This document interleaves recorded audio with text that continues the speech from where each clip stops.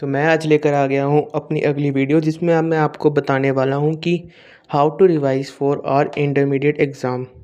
देखो, वैसे तो मतलब ये ऑलमोस्ट सिमिलर ही होता है कि जैसे आप फाउंडेशन में पढ़ते हो वैसे इंटर में पढ़ोगे, लेकिन अगर मैं आपको सच बताऊँ तो हमारी यहाँ पर अप्रोच थोड़ी सी डिफरेंट होनी भी ज़रूरी होती है। सबसे पहले मैं आपको यही बताना चाहता हूँ कि इंटरमीडिएट लेवल पर आकर जो ये रिवीजन है उसे हमें डिफरेंट क्यों रखना पड़ता है। The reason is why. No, the question is why, sorry, the question is why. So look, ध्यान से देखना। सबसे पहले तो आप इस फोटो को देखो।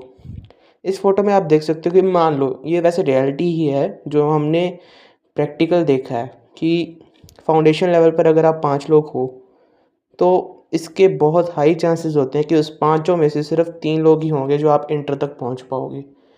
ठीक है। और इंटर कंप्लीट होने के बाद भी आप देख लेना वैसे कि फाइनल लेवल पर सिर्फ 2 लोग ही पहुँचे हैं और उन दोनों में से कोई एक ही सीए बनेगा। That's the level of competition. Intermediate level पर आकर कंपटीशन ज़्यादा क्यों हो जाता है? क्योंकि देखो, एक तो यहाँ पर तुम्हें उन लोगों से compete करना होगा जो सीए फाउंडेशन क्लियर करके आए हैं, एंड सीए फाउंडेशन का एग्ज़ाम कोई ईजी तो है नहीं। तो अगर वो उस लेवल के एग्ज़ाम को क्लियर कर कर आ रहे हैं तो उनका एक लेवल होगा पढ़ाई का। और जो डायरेक्ट एंट्री से आ रहे हैं, अगर वो डायरेक्ट एंट्री यानी कि अपनी ग्रेजुएशन पूरी करने के बाद अगर सीए चूज़ कर रहे हैं तो इसका यही मतलब होगा कि वो मतलब पढ़ाई में बढ़िया ही होंगे, ये हम मान के चलते हैं। ठीक है।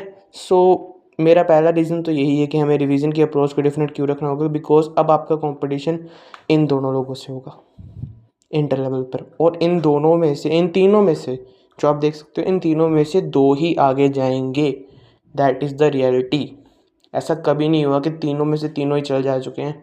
अगर मैं खुद की लाइफ के एक एग्जांपल दूं तो फाउंडेशन लेवल पर जब मैं एग्ज़ाम देने अपने दोस्त के साथ जाता था, हम दोनों एक ही स्कूटरी में जाते थे, एक ही स्कूटी पे। ठीक है। मेरा फाउंडेशन क्लियर हो गया और उसका नहीं हुआ। हार्श रियलिटी इज़ दैट कि जो आपके साथ होंगे वो आपको नहीं पता कि आपके साथ कब तक हैं। ठीक है। सो एक अप्रोच तो हमारी यही होगी कि हमें रिवीजन क्यों करनी है, क्योंकि हमारे पास कंपटीशन बहुत है। और दूसरा मोस्ट इम्पॉर्टेंट थिंग वो ये है कि इंटर लेवल का सिलेबस आप खुद देखो। इंटर लेवल का सिलेबस कितना ज़्यादा है। ग्रुप 1 ग्रुप 2 2 ग्रुप हैं हमारे पास। ग्रुप 1 में एडवांस अकाउंट, लॉ और टैक्सेशन। टैक्सेशन में भी 2 सब्जेक्ट हैं देखा जाए तो, डीटी एंड आईडीटी। ठीक है। लेकिन फिर भी मतलब एक कंबाइन करके उसको टैक्सेशन कह देते हैं, लेकिन हमें ही पता है कि उसका सिलेबस कितना है। और दूसरे ग्रुप में हमारे पास कॉस्टिंग, ऑडिट और एफएमएसएम है। अगर आप बोथ ग्रुप वाले बच्चे हो तो मैं आपको यही कहूँगा कि अगर आपकी रिवीजन बढ़िया हो रही है तो इस वीडियो को मत देखना, आपके पास टाइम नहीं है। अपने टाइम को अच्छे से यूटिलाइज़ करो।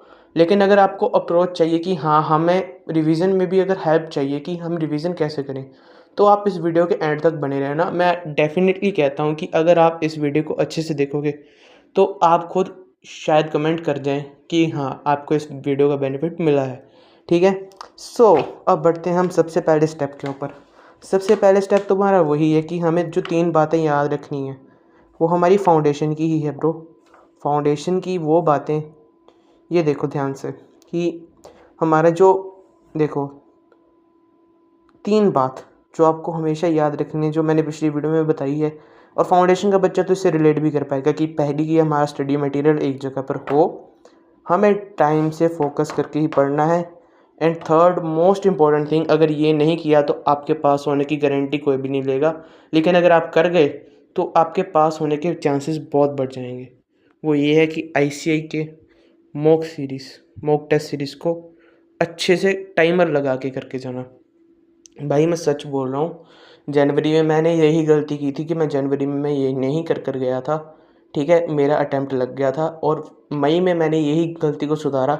मैंने टाइमर लगा लगा कर की और कसम से मैं 100 मार्क्स का पेपर अटैम्प्ट कर आया हूँ, तीनों, advance account, law and taxation.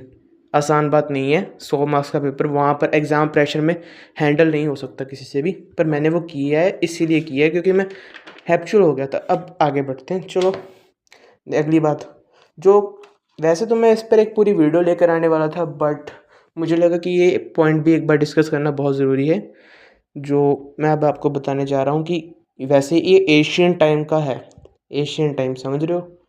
Most important thing which will help you in entire life. अगर आप कोई भी पेपर पढ़ रहे हैं, हमें सिर्फ अपने लेवल पर नहीं, मतलब +1 लेवल, +2 लेवल, 10th, जो भी एजुकेशन अगर आप ये कर रहे हो और अगर आपको ये टेक्निक आ गई तो आपके अच्छे मार्क्स आने से और आपको पास होने से कोई नहीं रोक सकता। वो ये है active recall system. Active recall करना बहुत बहुत ही मतलब फ़ायदेमंद होता है, और इससे मैंने मेरी फाउंडेशन और इंटर के ग्रुप 1 को क्लियर किया है। फाउंडेशन तो पहले अटैम्प्ट इसीलिए निकला था। अब मैं आपको बताता हूँ थोड़ा सा भी एक्टिव रिकॉल होता क्या है। कि मान लो जैसे आपने आज AS11 किया, ठीक है, आज कर लिया, कल को अगर आप सुबह उठें और आपको रिवाइज़ करना है तो बुक बंद रखना, बुक मत खोलना। जो आपको आता है AS1 के बारे में लिख दो, जो भी आता है। इससे मतलब आपके माइंड को एक सिग्नल पहुँचेगा, वो स्ट्रॉन्ग होगा कि यार क्या बताया था, क्या बताया था, हाँ ये बताया था।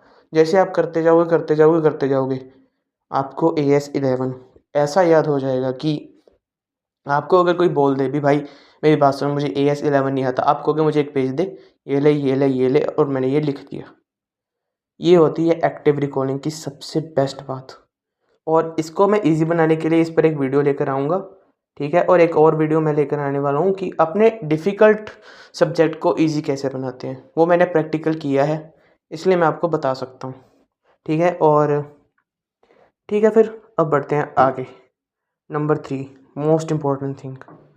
मैं हर बार वैसे मोस्ट इम्पॉर्टेंट ही कहता हूँ, लेकिन सही मैं बताऊँ तो ये चीज़ें ज़्यादातर वही चीज़ें होती हैं जो हमें पता है, लेकिन अगर हम पता होने के बावजूद इग्नोर करें, ये तो गलत बात है ना, ठीक है।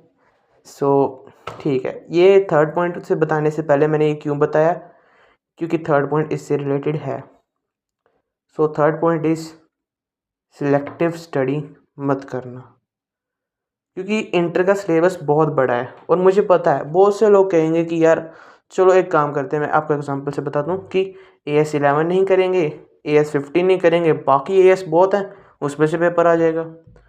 मैं भी एक बार AS15 छोड़ कर गया था जनवरी में, और मई में मुझसे ठीक ठाक ही हुआ था। ज़्यादा मैं कहूँगा नहीं, क्योंकि AS15 थोड़ा सा डिफरेंट लेवल पर आ जाता है, ठीक है। आप दोनों के एग्ज़ाम उठा कर देख लेना, जनवरी अटैम्प्ट और मई अटैम्प्ट कंपल्सरी क्वेश्चन में है AS15।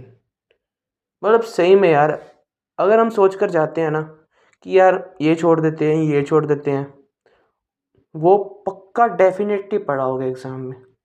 कसम से मेरे साथ ये 4 बार हुआ है, 4 बार।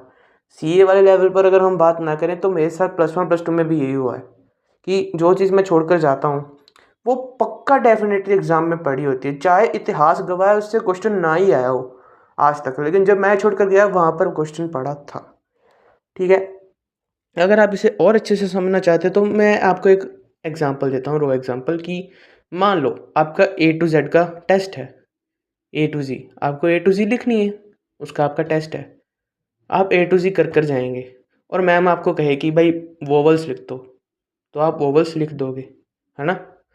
लेकिन अगर आप वोवल्स पढ़ के जाओ और कहोगे कि A to Z का टेस्ट ले लो, आपको क्या लगता है आपका टेस्ट कैसा होगा? ऑनेस्टली नहीं होगा, अच्छा नहीं होगा, ठीक है। हमें सारा सिलेबस करके जाना है जितना आपसे होता है, जितना। ऐसा नहीं कि वो मैं AS15 का क्वेश्चन छोड़ कर आया था, it was a kind of different question, but मैंने वो ट्राई किया जितना मुझे आता था, and definitely I think that कि मुझे उसमें से मार्क्स मिले होंगे। अब आगे बढ़ते हैं फोर्थ पॉइंट पर। फोर्थ पॉइंट ये है कि वो एक्टिव रिकॉल से ही रिलेटेड होगा कि आपको चार्ट्स बनाने हैं। फाउंडेशन लेवल पर मैं ये नहीं रिकमेंड करूँगा कि आपको चार्ट्स बनाने हैं, क्योंकि फाउंडेशन लेवल एक ऐसा लेवल होता है कि जिसको अगर हम चार्ट बनाने में लग जाएं तो कभी कभार चार्ट बढ़िया बन जाते हैं, लेकिन अगर वो चार्ट ना बने तो आपका टाइम ही वेस्ट होगा और आप खुद को बार बार कहेंगे कि यार मैं चार्ट बनाने क्यों चला गया, चार्ट बनाने क्यों चला गया, ठीक है। वैसे मेरे पास यही स्किल है कि मैं चार्ट्स बना लेता था, मेरे पास बढ़िया चार्ट्स बनते थे। और इंटर लेवल पर अगर हम चार्ट्स बनाकर रिवीजन करते हैं तो उसका फ़ायदा इस लेवल पे देखो, मैं आपको बताता हूँ कि जैसा कि आप सबको पता है, ये एक मैंने एक रो डेट शीट बनाई थी वैसे, कि 1 तारीख को पेपर है, अगला 3 तारीख को। हमारे पास सिर्फ 1 दिन होगा रिवीजन का, सिर्फ 1 दिन में एंटायर सिलेबस आप पूरा जोर लगा दो, आपसे नहीं होगा। वहीं अगर आपने चार्ट बनाए होंगे तो आधा टाइम लगेगा उससे, जितना आपको लगना था। ठीक है, चार्ट्स बनाए होंगे, आपको पता होगा कि आपने कौन सा क्वेश्चन। मैं तो चार्ट्स के साथ साथ एक साइड में वो भी लिख लेता था, तभी इस पेज नंबर पर मैंने ये क्वेश्चन किया है एज अ रेफरेंस, कि मुझे ये याद करना है। ठीक है, सो उस चीज़ ने मेरा बहुत फ़ायदा दिया मई के टाइम पे। और एक एक दिन था हमारे पास, और एक एक दिन में मैं वो चार्ट्स कर कर गया, एंड आई नो मुझे पेपर बहुत अच्छे से आता था। ठीक है, हम चार्ट्स बना लें, वो भी एक्टिव रिकॉल बेस पे यार। मैं तो कुछ कह भी नहीं रहा, जो मैंने आपको कहा था ना कि आप वो खाली पेज लेकर उस पर जो आता है वो लिख दो, उसे ही अपना चार्ट बना लो, उसे ही समझ लो कि आपने अभी चार्ट बनाया है। और उसको जब आपने एक्टिव रिकॉल करके लिखा होगा तो आप सोच कर देखो कि कितना बढ़िया चार्ट बना होगा, और आपको कितना कॉन्फिडेंस मिलेगा कि यार एग्ज़ाम से पहले मैं खुद के बनाए हुए वो चार्ट्स पढ़ रहा हूँ जो मैंने किताब बंद करके बनाए थे। तो आपको एक अलग कॉन्फिडेंस मिलेगा कि हाँ, मैं पेपर में बढ़िया करके आऊँगा। ठीक है, सो फिफ्थ पॉइंट जो मेरा रिलेटेड है वो ये है कि वो तो वैसे एग्ज़ाम से रिलेटेड है, लेकिन अगर आप मॉक टेस्ट दे रहे हो या फिर आप अपने क्लास टेस्ट दे रहे हो, अगर आपका कोई भी टेस्ट या आपका एग्ज़ाम अच्छा नहीं गया तो पैनिक मत करना। अगर आप पैनिक कर गए तो फिर अगले एग्ज़ाम पर उसका इम्पैक्ट दिखेगा। ये मेरे साथ फाउंडेशन लेवल पर भी हुआ है, ये मेरे साथ इंटर लेवल पर भी हुआ है। ठीक है, एग्ज़ाम देखो, तुम सीए का एग्ज़ाम देने जा रहे हो, डिफ़िकल्ट तो आएगा, इतना सोच के चलना। एक पेपर तो ऐसा आएगा जो आप 4 बार सोचोगे कि भई ये कहाँ से आ गया। अभी रिसेंटली सीए फाइनल का एग्ज़ाम देख लो, एएफएम का। एएफएम का एग्ज़ाम कोई भी सोच कर नहीं जा रहा था कि इतना डिफ़िकल्ट भी आ सकता है। ऐसा पेपर आया कि बच्चों ने कहा कि भाई ये क्या हो गया। वो ऐसा हो सकता है। मान लो कि चलो आप लॉ में बहुत स्ट्रॉन्ग हो, ठीक है, आपको बहुत अच्छे से आता है, आपको सब आता है। अब जनवरी 26 का लॉ का पेपर देख कर लेना कि आपको कितना आएगा। ठीक है, और वो भी मतलब तब सोच कर देखना कि अगर आपको आ रहा है और आपसे बन गया तो भी ठीक है, लेकिन एग्ज़ाम प्रेशर में वो कैसा होगा। कसम से हम जब बाहर निकले एग्ज़ाम सेंटर के, हमने बच्चों को रोते हुए देखा है, रोते हुए भी ये क्या हो गया। ठीक है, और आधे बच्चे तो इसी बात में कंफ्यूज रहते हैं कि पेपर कौन सा डिफ़िकल्ट आया था, अकाउंट्स का डिफ़िकल्ट आया था, लॉ का डिफ़िकल्ट आया था, या कौन सा आया था। लेकिन अगर आप घबरा गए कि यार मेरा पुराना पेपर नहीं हुआ, पुराना पेपर अच्छा नहीं हुआ, पता नहीं क्या होगा, आपका अगला पेपर फिर उस पर आपको आपके पास 1 दिन ही है, मैंने पहले ही बताया ना, सिर्फ 1 दिन है आपके पास। उस वो 1 दिन पैनिक में निकल जाएगा फिर। हमारा टैक्सेशन का पेपर था, लेकिन लॉ वाले दिन के अगले दिन जो हमारा हाल था ना कि यार कैसे होगा, लॉ में पास होंगे कि नहीं होंगे। लॉ में तो पास हो गए, फिर टैक्सेशन में रह गए। ये चीज़ वो चुभती है कि अगर टैक्सेशन में पढ़ लेते तो शायद ऐसा नहीं होता। यार वो हमें किसी भी चीज़ का गिल्ट नहीं रखना, हो गया हो गया।